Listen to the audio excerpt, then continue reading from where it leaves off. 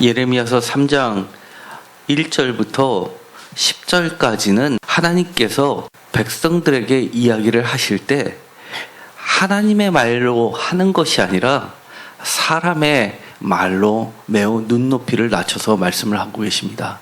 마치 어른들 설교를 하시다가 담임 목회자께서 갑자기 유치부로 내려가셔가지고 유치부 설교를 할 때 전혀 다르게 매우 우스꽝스럽게 설교를 하시는 것처럼 말씀을 하고 계시는 것과 비슷합니다. 3장 1절에 이렇게 이야기합니다. 가령 사람이라고 하면서 사람의 비유를 들어서 이야기를 하시는 겁니다. 그들이 내게로 떠났다라는 것을 부부간의 간음이란 비유를 통해서 설명을 하고 계시는 겁니다.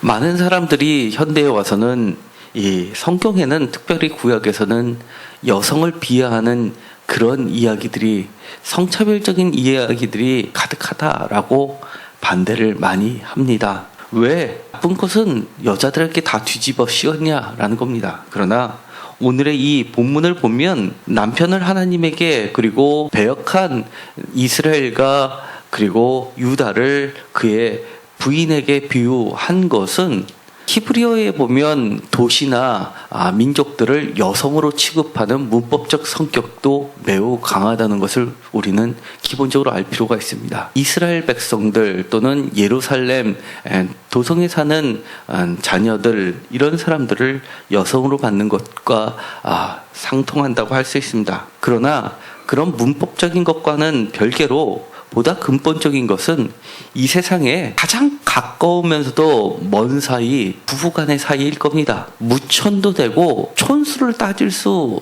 없을 정도로 남남이 될 수 있는 사이, 한 몸이기도 하고 딴 몸이기도 할 수 있는 신비한 그 사이를 가장 기본적인 것으로 설명하고 있기 때문입니다. 그 핵심은 바로 믿음입니다. 신뢰입니다. 하나님께서는 자신과 이스라엘 그리고 유다 사이를 뗄래야 뗄 수 없는 관계임에도 불구하고 나눌 수 없는 관계인데도 불구하고 나누어진 것에 대해서 이처럼 부부간의 사이로서 간음이라는 것을 들어서 설명하고 계실 뿐입니다. 그러면서 이렇게 이야기합니다. 사람이 그의 아내를 버림으로 그가 그에게서 떠나 타인의 아내가 된다 하자 남편이 그를 다시 받겠느냐라고 이야기합니다. 이 말만 들으면 결코 받지 않겠다, 받을 수도 없다라는 뜻으로 이해될 수 있습니다. 그러나 하나님은 서두에서 말씀을 드렸듯이 가령 사람의 말로 그렇게 시작했다 하더라도 그것이 하나님을 다 표현할 수 없다는 것을 그 뒤에서 알 수 있습니다. 왜냐하면 우리가 이미 읽었던 것처럼 14절에 보면 여호와의 말씀이니라 배역한 자식들아 돌아오라 나는 너희의 남편이라 라고 하면서 여전히 나는 남편이라고 이야기하고 계십니다. 그러면서 다시 돌아오면 내가 받겠다라고 하면서 사람의 비유로는 해결할 수 없는 것을 뛰어넘어서 이야기하고 계시기 때문입니다.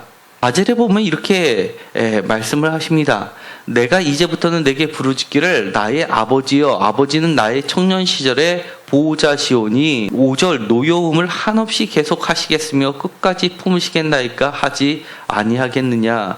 보라 내가 이같이 말하여도 악을 행하며 내 욕심을 이루었느니라 하시니라. 이 말씀을 보면 좀 어렵습니다. 이야기가 어렵게 되어 있습니다. 표준세번역에서는 특별히 이 4절에서 5절로 넘어가면서 새로운 반전이 일어나는 부분을 보다 분명하게 이렇게 이야기를 하고 있습니다. 4절 지금 너는 나를 아버지라고 부르면서 오랜 친구라고 하면서 5절 하나님은 끝없이 화를 내시는 분이 아니다. 언제까지나 진노하시는 분이 아니다 하면서 그 뒷말을 명확하게 하고 있습니다. 온갖 악행을 마음껏 저질렀다. 이스라엘 백성들과 남유다 모두를 그들의 태도를 한마디로 이야기하면 3절에 있는 것처럼 수치를 알지 못하는 자들로 표현하면서 그들의 구체적인 뻔뻔스러운 행동을 이렇게 이야기하는 겁니다. 하나님은 끝없이 화를 내시는 분이 아니고 언제까지나 진노하시는 분이 아니기 때문에 언젠가는 하나님께서 우리에게 은혜를 베푸실 것이 분명하기 때문에 버틸 길대로 버티면서 우리는 온갖 악행을 마음껏 저지르면 결국에는 그럼에도 불구하고 우리는 용서받을 수 있다라고 하는 그들의 태도입니다. 내 욕심을 이루었느니라 라고 말씀을 하시는 겁니다.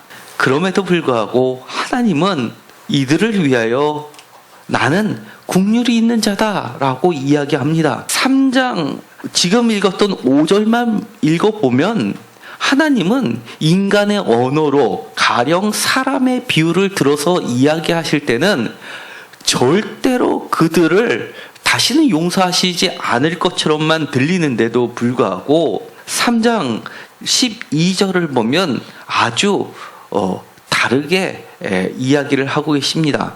3장 12절입니다.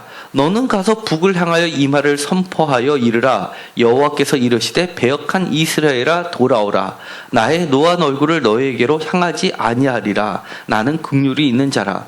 노를 한없이 품지 아니하느니라. 여호와의 말씀입니다. 이 12절은 5절이 그들이 갖고 있었던 생각을 다시 한번 그대로 반복해서 말씀하심에도 불구하고 전혀 바꾸지 않으시는 하나님의 태도를 보여주시는 겁니다. 하나님의 가지고 계시는 이스라엘과 유다를 향한 신실함입니다. 하나님께서는 그들이 신실하기 때문에 하나님도 신실하시다라고 이야기하는 것이 아니라 유다와 이스라엘이 신실하지 않다는 것을 너무나 잘 알고 있기 때문에 그렇기 때문에 나는 더욱 너희들에게 신실하다라고 이야기하시는 겁니다. 그렇기 때문에 너희의 패역함을 내가 몰라서 신실한 것이 아니고 너희의 패역함과 뻔뻔함을 너무나도 잘 알고 있기 때문에 너희들 자신보다도 더 잘 알고 있기 때문에 나는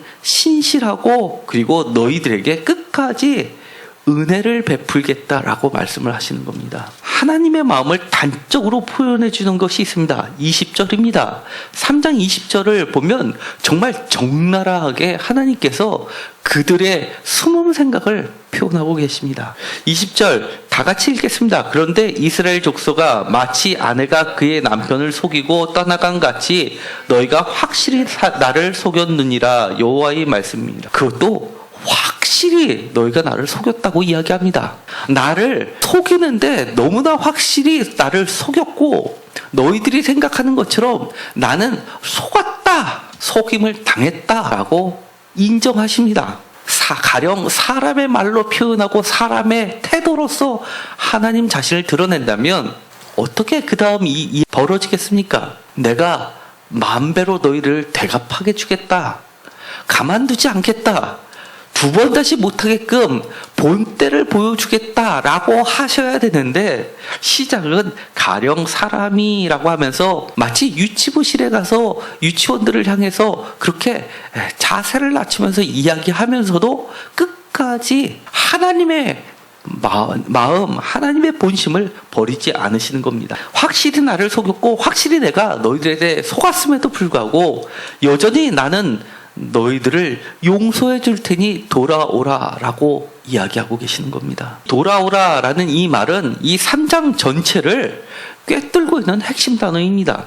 3장 1절 그에게서 떠나 해서 떠났지만 아내를 버리다 같은 의미지만 그리고 3장 1절에 다시 받겠느냐 돌아오겠느냐 그러나 1절 마지막에 보면 내게로 돌아오려느냐 돌아온다라는 표현을 끊임없이 이렇게 이야기하고 계시는 겁니다. 그러면서 끊임없이 그들에게 그들의 태도를 거울로 보여주시면서도 이야기하시는 것 내게로 돌아오라 라고 이야기합니다. 7절입니다. 내게로 돌아오라 하였다. 그러나 너희들은 돌아오지 아니하였다 라고 이야기합니다. 9절 그들은 자신의 행동들을 매우 가볍게 여겼다는 겁니다. 그래서 10절에 보면 돌아오지 아니하고 거짓으로 할 뿐이다 라고 이야기를 하시는 겁니다. 진심으로 내게 돌아오지 않고 신용만 했다는 겁니다. 이쯤 내가 돌아오는 척하면 하나님은 속으시겠지 라고 생각을 했다는 겁니다. 확실하게 나를 속였다는 겁니다. 사람들이 겉으로 보기에는 저 사람 돌아왔구나 라고 사람들은 볼지 모르지만 하나님은 그렇게 철저하게 계산되어 있는 진심은 분명하게 알고 계시다는 말씀입니다. 돌아오라 라는 말씀을 계속해서 반복해 나가고 계십니다. 12절에도 돌아오라. 그 이후에도 마찬가지로 하나님의 구체적인 행동, 그들이 진정으로 돌아오면 내가 어떻게 그들을 데리고 돌아올 것인지를 이야기하십니다. 14절에 시온으로 데려오겠고 라고 이야기합니다. 돌아오라 라는 이 말은 22절에도 마찬가지로 호소문으로서 이야기합니다. 배역한 자식들아 돌아오라, 내가 너희의 배역함을 고치리라 하시니라. 제발 좀 돌아와라. 너희들이 완전하게 고치지 못하면, 돌아오기만 하면 내가 나머지를 고쳐줄게 라고까지도 이야기합니다. 22절을 이렇게 표준세 번역은 번역을 하고 있습니다. 너희 변절한 자녀들아, 내가 너희의 변절한 마음을 고쳐줄 터이니 나에게로 돌아오너라. 분명하게 여기서는 고치고 나서 나에게 돌아오라고 하는 것이 아니라 돌아오기만 하면 내가 고쳐주겠다라고까지 벽을, 그리고 담을 낮춰주겠다라고 이야기를 하시는 겁니다. 그들의 모습은 정말 우리에겐 충격적이 아닐 수 없습니다. 2절에 보면 이렇게 그들의 행동을 이야기하는데, 내가 길가에 앉아 사람들을 기다린 것이 광야에 있는 아라바 사람 같아서 음란과 행악으로 이 땅을 더럽혔도다. 창세기에서도 유다와 다말 사건을 통해서도 우리가 간접적으로 알 수 있습니다. 낙타를 타고 상인들이 지나가는 길목이 번화한 길이라는 걸 알기 때문에 창녀들이 길가에 앉아서 그들을 상대해 주면서 그들이 떠나가면 그 여인들도 자취를 감춰버리는 것처럼, 유다가 나중에 자신의 증거물을 찾으려고 해도 찾을 수 없었던 것처럼 길거리에서 사람들을 기다리는 창녀의 모습으로까지 그렇게 비교를 하고 있습니다. 심지어는 그거보다 더 말도 안 되는 비유까지 하십니다. 예레미야서 2장 24절에 보면 이렇게 이야기합니다. 너는 광야에 익숙한 들 암나기들이 그들의 성욕이 일어남으로 헐떡거림 같았더라. 그 발전기에 누가 그것을 막으리요. 그것을 찾는 것들이 수고하지 아니하고 그 발전기에 만나리라. 이 암나기들이 한번 성욕이 일어나서 날뛰기 시작하면 아무도 막을 수 없는 거친 짐승이 된다는 것을 이야기하듯이 그들의 태도가 그랬다는 것을 이야기합니다. 바로 그 전절에서는 그들의 발이 얼마나 빠르게 바알의 뒤를 따라갔는지를 이야기합니다. 23절에 골짜기 속에 있는 내 길을 보라, 내 행한 바를 알 것이니라.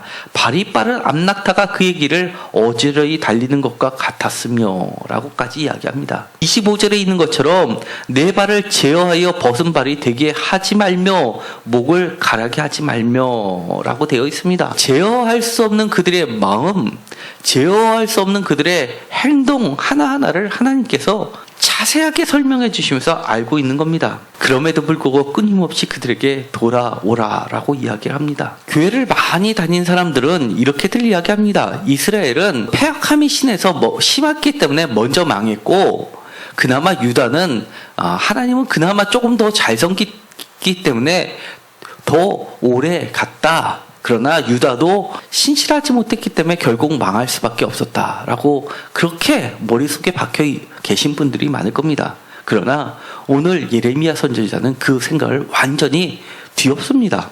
이것은 굉장히 중요한 말씀입니다. 다른 곳에서 보지 못하는 말씀입니다. 11절입니다. 다 같이 읽도록 하겠습니다.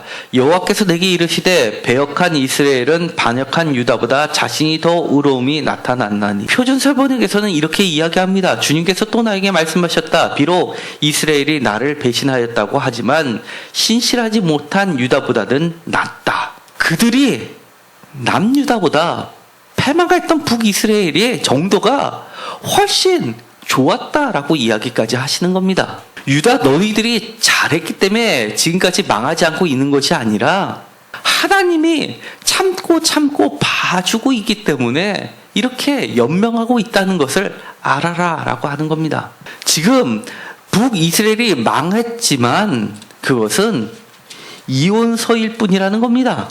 이혼서를 내줬다라고만 하시는 겁니다. 그러나 그것이 회복될 수 있음을 분명히 하고 계십니다. 완전히 회복될 때의 그 모습, 그것은 너희들이 상상하는 그 이상이다 라고까지 이야기를 하고 계십니다. 8절에 이렇게 이야기합니다. 내게 배역한 이스라엘이 간음을 행하였으므로 내가 그를 내쫓고 그에게 이혼서까지 주었으며 그의 반역한 자매 유다가 두려워하지 아니하고도 자기도 가서 행음함을 내가 보았노라. 이스라엘과 유다를 놓고 볼 때 하나님은 이스라엘은 언니라고 이야기하고 유다는 오히려 동생이라고 이야기합니다. 남유다는 모든 면에서 북이스라엘보다 못하다는 겁니다. 그럼에도 불구하고 나는 너희들을 잊지 않았다라고 이야기합니다. 너희들이 돌아오면 내가 베풀 은혜, 내가 베풀 긍휼, 이것이 어떠한 것이라는 것을 자세히 말씀하고 계시는 본문이 나옵니다. 정말 이해하기 어려운 말씀이지만 천천히 다시 한번 말씀을 드리도록 하겠습니다. 16절과 17절을 다 같이 읽도록 하겠습니다. 여호와의 말씀이니라. 너희가 이 땅에서 번성하여 많아질 때에는 사람들이 여호와의 언약궤를 다시는 말하지 아니할 것이요 생각하지도 아니할 것이요 기억하지 아니할 것이요 찾지 아니할 것이요 다시는 만들지 아니할 것이며 17절 그때 예루살렘이 그들에게 여호와의 보좌라 일컬음이 되며 모든 백성이 그리로 모이리니 곧 여호와의 이름으로 말미암아 예루살렘에 모이고 다시는 그들의 악한 마음에 완악한 대로 그들이 행하지 아니할 것이며 라고 이야기를 합니다. 너희가 이 땅에 번성하여 많아질 때 이때는 어떠한 때냐면 14절에 여호와의 말씀이니라 배역한 자식들아 돌아라. 나는 너희의 남편이라. 내가 너희를 성읍에서 하나와 족속 중에서 둘을 택하여 너희를 시온으로 데려오는 때입니다. 성읍에서 하나 족속 중에서 둘을 택하여 돌아오는 시온으로 데려오는 때라는 이 표현은 그만큼 성읍에서 하나 족속 중에서 둘만이 택해서 돌아오는 때일 정도로 그렇게 적은 무리만이 다시금 돌아올 수 있는 때입니다. 그야말로 남은 자 사상을 그대로 반영하고 있습니다. 매우 적은 무리가 돌아와서 하나님에 의해서 다시금 신겨지면 이렇게 된다는 겁니다. 이 땅에서 번성하여 많아지면 사람들이 여호와의 언약궤를 다시는 말하지 아니할 것이요 생각하지도 아니할 것이요 기억하지도 아니할 것이요 찾지 아니할 것이요 다시는 만들지 아니할 것이며 이 말은 과연 무슨 말일까요? 언약궤를 왜 다시 말하지 않는다고 할까요? 표준서변번역은 이렇게 번역을 합니다. 그때가 이르러서 너희가 이 땅에서 번성하여 많아지면 아무도 다시는 주의 언약궤를 말하지 아니할 것이다. 나 주의 말이다. 그것을 다시는 마음속에 떠올리지도 않을 것이며 기억하거나 찾지도 않을 것이다. 그것이 필요도 없을 것이다. 사실 언약궤는 이스라엘 백성들에게 매우 특별한 의미입니다. 다윗이 자신의 왕권을 돈독케 하는 마침표로서 택한 중요한 행사가 언약궤를 다시금 예루살렘 성전이 아니라 예루살렘 성으로 가지고 오는 일이었습니다. 왜냐하면 이 언약궤가 사무엘 시대 때 빼앗겼던 언약궤였기 때문입니다. 그런데 남유다가 멸망하고 나서 이 언약궤는 도대체 어디로 갔는지 행방이 묘연해졌습니다. 분명히 지금 예루살렘 지성소 안에는 언약궤가 없는 것은 분명합니다. 그래서 영화 같은 데서는 사라진 언약궤를 찾는 이야기들이 매우 흥미로운 소재로 등장하기도 합니다. 어떤 데서는 에티오피아에서 그것을 보관하고 있다라는 전설을 만들어내기도 했습니다. 그리고 그 누구도 그 안에까지 들어가서 촬영을 한 사람도 없습니다.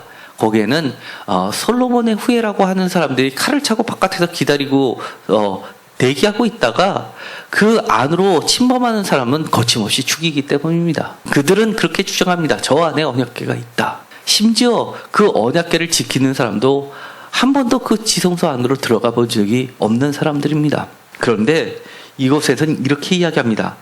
언약궤를 다시는 말하지 아니할 것이요 생각하지도 아니할 것이요 기억하지도 아니할 것이요 찾지도 아니할 것이다. 그리고 없어졌다고 다시 만들지도 아니할 것이다 라고 이야기합니다. 도대체 이 말이 무엇일까? 언약궤가 있어야지만, 눈에 보이는 무슨 표상이 있어야지만 하나님이 우리 안에 계시다라고 생각하는 그런 조건적 신뢰, 조건적 믿음의 시대는 끝났고, 새로운 하나님과의 신뢰의 시대, 새로운 믿음의 시대, 새로운 신앙의 시대가 펼쳐질 것을 약속하시는 겁니다. 15절 매우 중요한 말씀입니다. 예레미야서 전체에 손에 꼽힐 정도로 중요한 절 중에 하나입니다. 다 같이 읽겠습니다. 내가 또 내 마음에 합한 목자들을 너에게 주리니 그들이 지식과 명철로 너희를 양육하리라. 이것이 바로 신약의 메시아 사상을 그대로 보여주는 목자입니다. 지식과 명철로 우리들을 양육해서 하나님의 마음에 합한 사람들을 만들어내는 목자, 그것이 참된 메시아라는 겁니다. 15절을 표준 설명중에 이렇게 번역합니다. 그때 내가 마음에 맞는 목자들을 너에게 세워주겠다. 그러면 그들이 지식과 훈계로 너희를 양육할 것이다. 마음에 합한 목자라는 것은 원어로는 하나님의 마음을 따라라고 되어 있습니다. 마치 판결문을 낼 때 법조문 몇 항에 따라 판결을 내리듯이, 그렇게 하나님 마음에 딱 들어맞는 그런 목자라는 겁니다. 그들이 가리키는 것은 지식과 명철인데, 세상의 지식과 명철이 아니라 하나님에 대한 지식, 하나님에 대한 명철을 가르쳐 준다는 겁니다. 그렇기 때문에 그때는 그림자 같은 언약궤는 기억도 하지 않을 것이다 라고 이야기하는 겁니다. 예수 그리스도에 의해서 완성되었음을 우리는 분명히 알 수 있습니다. 예수 그리스도를 통해서 우리는 진정으로 참되게 하나님에 대한 올바른 지식과 명철을 배우게 되었습니다. 하나님의 마음에 딱 맞는 목자 예수 그리스도이십니다. 하나님의 아들 성자 하나님이셨습니다. 바로 이것이 기초가 되어서 예루살렘이 그들에게 여호와의 보좌라 일컬음이 되며 라고 이야기하고 있습니다. 17절에 기록한 대로 여호와의 보좌는 언약궤가 더 이상이 아니라는 겁니다. 여호와의 보좌는 사실은 그동안은 언약궤가 있는 지성소를 그들은 하나님의 발판 또는 하나님의 발등상 또는 그 지성소를 덮고 있는 이 그룹들을 하나님의 의자 또는 하나님의 발판으로 이해했었던 겁니다. 그런데 그것이 더 이상 여호와의 보좌가 아니라는 겁니다. 하나님의 마음에 합한 목자 예수 그리스도에 의해서 양육된, 지식과 명철로 양육된 새로운 이스라엘이 바로 여호와의 보좌가 될 것이라는 겁니다. 그때는 그들의 악한 마음에 완악한 대로 그들이 행하지 않게 될 때이며, 18절에서도 이렇게 이야기합니다. 유다 족속이 이스라엘 족속과 동행하여 라고 하는 이 표현은 18절의 표준세복에서는 유다 지방과 이스라엘 집안이 하나가 되어서 라고 표현을 하고 있습니다. 진정으로 하나님의 새로운 이스라엘이 예수 그리스도에 의해서 하나님 안에서 하나가 되는 때, 바로 그때를 우리에게 허락해 주신다는 겁니다. 그래서 돌아오라는 겁니다. 그런데도 그들은 돌아오지 않습니다. 왜 돌아오지 않을까요? 이것은 그들만의 문제가 아닙니다. 우리들에게도 해당하는 말입니다. 우리가 말씀을 늘 듣습니다. 또 말씀을 읽습니다. 저도 말씀을 읽습니다. 기도도 합니다. 그럼에도 불구하고 우리가 돌아가지 못하는 것, 우리의 마음의 완악함 때문입니다. 우리 마음의 뻔뻔함 때문입니다. 우리가 하나님을 가볍게 여기기 때문입니다. 지금까지 이야기했던 것은 모두 다 하나님이 하셨던 말씀들입니다. 가볍게 여겼다. 우리가 정말 우리의 완악한 마음을, 표준세번역에서 이 표적하는 것은 이렇게 되어 있습니다. 17절에 자기들의 악한 마음에서 나오는 고집대로 살지 않을 것이다. 우리의 고집, 우리는 그것을 버려야 합니다. 우리가 생각해왔던 것, 우리가 지금까지 살아왔던 방식, 이 모든 것이 고집이라는 겁니다. 그 고집 내려놓기 쉽지 않습니다. 자존심도 상하게 됩니다. 그러나 이것을 내려놓고 여호와께 돌아간다는 것은 여호와께서 가르쳐 주신 지식과 명철, 그것이 무엇입니까? 단순합니다. 간단히 얘기하면 하나님의 말씀입니다. 목자가 누구입니까? 바로 하나님의 말씀을 최소한 그대로 낭독하는, 여러분 귀에 들려주는 목회자입니다. 목회자는 여기서 빠진다고 생각해서도 안 됩니다. 제 자신도 이 글자 글자를 하나님의 말씀을 선포해 나가면서 저도 여러분과 똑같이 앉아 있으면서 그 말씀을 듣고 있는 중이기 때문입니다. 아마 그 죄에 대한 대가는 하나님께서 물으실 때 이 목회자가 성도들보다 더 무겁게 하나님께서 다루실 게 뻔하기 때문에 사실 저는 말씀을 전하는 게 두렵습니다. 그러므로 은혜로운 것은 말씀을 전하면서도 하나님께서 고쳐주시겠다 약속하시기 때문입니다. 내가 돌아서기만 하면, 내가 내 고집을 내려놓기만 하면, 나의 뻔뻔함을 내려놓기만 하면 하나님께서 변절한 것을 고쳐주시겠다. 내가 고치는 것이 아니라 하나님께서 고쳐주시겠다 약속하시기 때문입니다. 13절에 너는 오직 내 죄를 자복하라. 이 자복하다라는 이 표현은 원어를 보면 인정하다라는 뜻입니다. 술술술 서술해라 라는 뜻이라기보다도 인정하라 라는 뜻입니다. 그러나 우리가 잘 인정하지 않게 됩니다. 남에게는 매우 엄격하면서도 자신에 대해서는 이 정도는 다 아시겠지, 그렇게 넘어가게 됩니다. 그러나 하나님께서는 오직 하나, 내 죄를 인정하라, 자복하라 라고 합니다. 다른 사람 어떻게 생각할까, 다른 사람이 들으면 어떡할지라고 생각한다면 복으로 하나님께만이라도 인정하는 시간을 가졌으면 좋겠습니다. 왜냐하면 하나님께서 예레미야서 2장에서 이미 말씀하신 것처럼 내가 골짜기에서 어떻게 너의 발걸음들을 행하는지를 이미 알고 계시기 때문입니다. 그리고 심지어 우리가 속인다고 생각하는 것조차도 알고 계시면서도 알면서도 속아주셨던 분이기 때문입니다.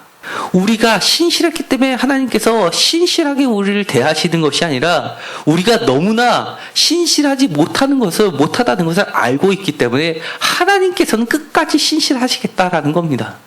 그런 하나님을 믿고 우리의 고집을 내려놓고 오직 하나 여호와께 돌아가는 시간이 되었으면 좋겠습니다. 기도하고 마치기로 하겠습니다. 하나님 감사합니다. 우리가 진정으로 오직 주께 우리의 죄를 자복하고 인정할 수 있게 하여 주옵소서. 우리의 고집을 버리게 하여 주시옵소서.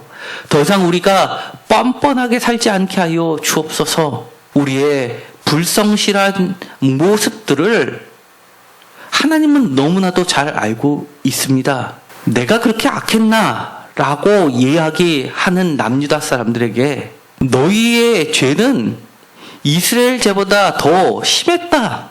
오히려 이미 망한 이스라엘이 너희보다 더 낫다라고 이야기하시는 하나님의 말씀을 우리가 새겨들을 수 있게 하여 주옵소서. 우리들이 그래 나는 다른 사람보다 좀 낫지라고 생각한다면 똑같이 하나님께서는 우리에게 이야기하실 겁니다. 우리의 패역함을 인정합니다. 우리를 고쳐 주옵소서. 우리가 돌아설 때 주님께서 분명하게 더 이상 언약궤를 찾지도 기억하지도 않을 것이라는 그 약속을 믿고 하나님의 아들이신 예수 그리스도 참목자께서 가르쳐 주신 그 명철과 지식대로만 우리를 양육시켜 주옵소서. 예수 그리스도의 이름으로 기도드렸습니다. 아멘.